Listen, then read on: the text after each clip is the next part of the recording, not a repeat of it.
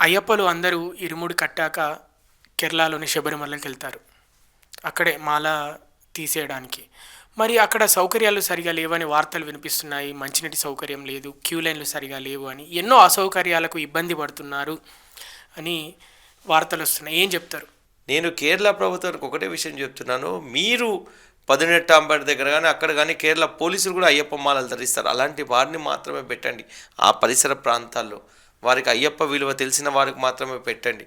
మీరు ముందు శబరిమల దర్శనం స్టార్ట్ అయ్యే ముందే వారితో కోఆర్డినేషన్ టీం ఏర్పాటు చేసి అయ్యప్పలతో ఏ విధంగా ప్రవర్తించాలో ఒకసారి తెలుసుకోవాలని చెప్పి ఈ సందర్భంగా తెలియజేస్తుంది. అక్కడ జరిగితే ఇన్సిడెంట్ ఎవరండి బాధ్యులు? ఇన్ని రాష్ట్రాల నుంచి ప్రజలు వస్తున్నారు, మాకు భద్రత లేకుండా అయిపోయింది. చిన్న చిన్న పిల్లలు, వృద్ధులు, మహిళలు స్వామిని చూద్దామంటే ఈ రకమైన సదుపాయాలతో మీరు ఈ విధంగా చేస్తుంటే దీనిని పూర్తిగా వ్యతిరేకించే అవసరం వస్తుంది.